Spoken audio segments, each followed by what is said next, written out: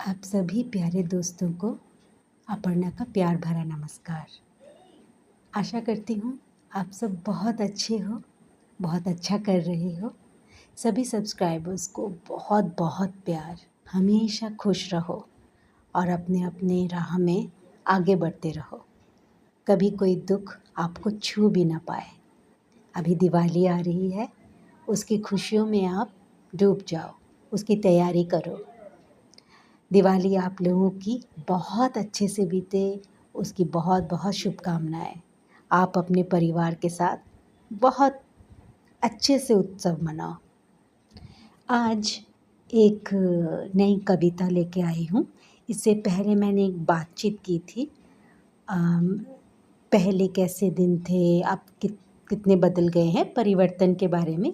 और उसमें एक बात पे मैंने बहुत ज़्यादा महत्व दिया था, वो है कोशिश। कोशिश करने से सब कुछ होता है, कोशिश नहीं करने से कुछ भी नहीं होगा। तो आज की जो कविता का शीर्षक है वो है चिड़िया। कभी कभी जब काम से फुर्सत होती है तो मेरी एक बहुत ही अच्छी बालकनी है, उसमें जाके मैं बैठ जाती हूँ या देखती हूँ कि वहाँ बहुत सारे चिड़ियाँ आते हैं तरह तरह के मेरी बालकनी में। आप लोगों को शायद अगर याद है तो मैंने अपनी बालकनी पर एक कविता लिखी है। अगर हो सके तो प्लीज़ फिर से सुन लीजिएगा। तो मैं जो बोल रही थी, तो बहुत सारी चिड़ियाँ आती है तो काम से भी फुर्सत रहता है।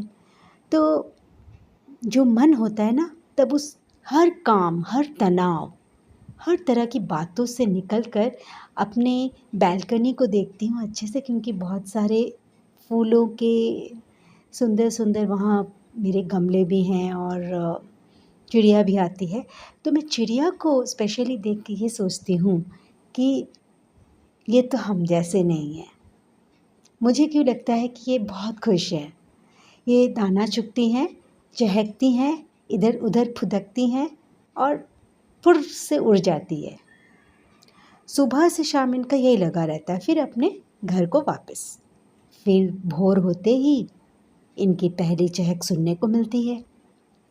तो मैं सोचती हूँ कितने अच्छे हैं, काश मैं भी चिड़िया होती।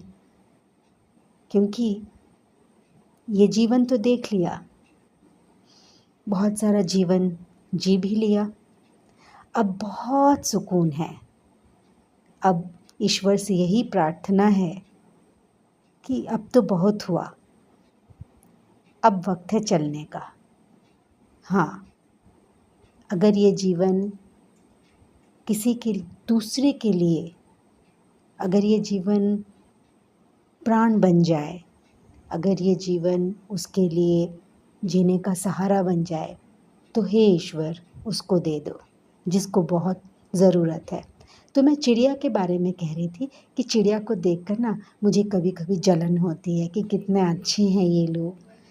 मतलब इनको किसी की चीज़ की चाह नहीं है, कुछ सपने जो पूरे करने हैं, मतलब उसके उसकी भी चाह नहीं है, उसके उसके लिए ये उतावले नहीं हैं, किसी से दुखी होते नहीं हैं, किसी को दुखी नहीं करते हैं। कोई खुशियाँ, कोई गम, कोई त्योहार, पता नहीं इनके बिरादरी में ऐसा कुछ होता भी है कि नहीं।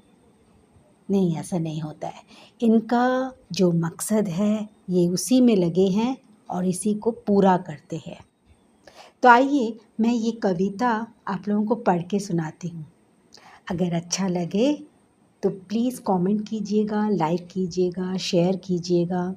मैं आपसे यही चाहती हूँ, क्योंकि आप लोगों का जो उत्साह और ये जो साथ है मेरे साथ, यही मुझे और भी नए नए लिखने के लिए प्रोत्साहित करेगा। कविता पढ़ती हूँ जिसका शीर्षक है चिड़िया। चिड़िया, प्यारी नन्ही चिड़िया, उड़ती हो, फुदकती हो, इस डाल उस डाल उड़ उड़ कर दाना चुगती हो। भोर के उगते सूरज से लेकर शाम की अंगड़ाई लेती ऊंचे आसमान में सैर सपाटा कर वापस अपने घर पहुंच जाती हो। क्या तुमको भी कोई दर्द है?